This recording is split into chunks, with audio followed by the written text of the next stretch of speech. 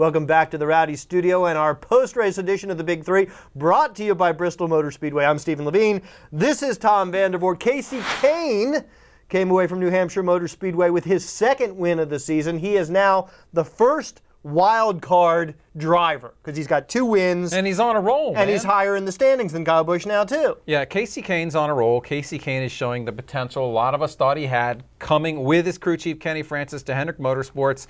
We said, a lot of us, this guy's a championship contender, and now I think you can believe that. You know, Kasey Kahne's first Cup win came at Richmond, a track that's very similar to New Hampshire, so it wasn't a total surprise. But this is still not a track you think of when you think of Kasey Kahne, and I think it just shows Kasey Kahne and Kenny Francis are now very comfortable in their new surroundings. And I think pretty much locked into the chase. I think it would be very surprising shocking if they didn't make it. Now, what was also equally as surprising in some ways is that Denny Hamlin had this race in hand. He was dominating in the latter half of the race. He dominated the end of the race, too. He just started from too far back. Exactly, and then a communication breakdown between he and Darian Grubb. Basically, he gave this race away. It was clearly his to win, and then they were coming in for their final pit stop, and Darian said, how was your fall off? And Denny said, I just need tires, and somehow Darian Grubb interpreted that as meaning I want 4 tires.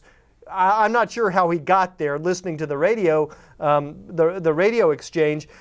I can only assume this was part of their continuing get-to-know-each-other period. They're still a relatively new team, 19 races into their tenure together, and maybe they're still figuring things out. It was just such a shame to see. And, you know, Denny's teammate Kyle Busch, he had mental errors earlier in the race when he was the strongest car. Yeah, look, for Denny Hamlin, it's kind of glass half full and glass half empty, right? Because it's not in the chase and the points get reset, maybe it doesn't hurt quite as bad. On the other hand, those were bonus points that he would get in the chase. He left him on the table. And we know from last year, there are certainly circumstances when you're going to want those extra 3 points, right? So for Denny, I think it's just, look, we came out, we kicked butt, we didn't win the race, we finished second, and we'll take the positives out of that, and we will learn from the obvious mistake that we made. Now, New Hampshire Motor Speedway is not really what you would equate as a Roush Fenway-style track. Still, you expect more than one Ford in the top 10. I mean, and beyond that, Carl Edwards, who's fighting for his chase life, finished 18th. I'm not that worried about the Fords per se. Greg Biffle has one here. He did finish in the top 10. Don't really think about Matt Kenseth here. He was 13th. That's very respectable for that car. You go now to Carl Edwards, though, and you start to have concerns because you look at the rest of the schedule. He's in 11th. That's great. But he's 40-something points back. He's not going to make it up. Well, Brad Keselowski is the guy he's trying to catch, and it doesn't look like he's going to catch Brad Keselowski. The guy ahead of Keselowski's Clint Boyer. It just doesn't look like he's going to catch Clint Boyer. So now, whether you're in 11th or 19th, you're going to need a win. Carl doesn't have one. Maybe 2. And it's been over a year, so he doesn't look like he's really ready to win races.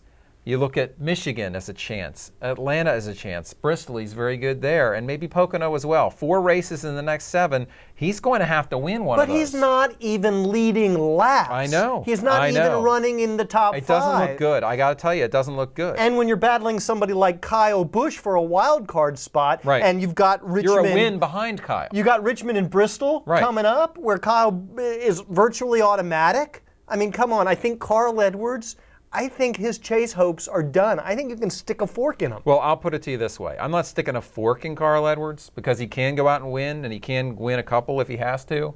He's not there yet. Something's going to have to change.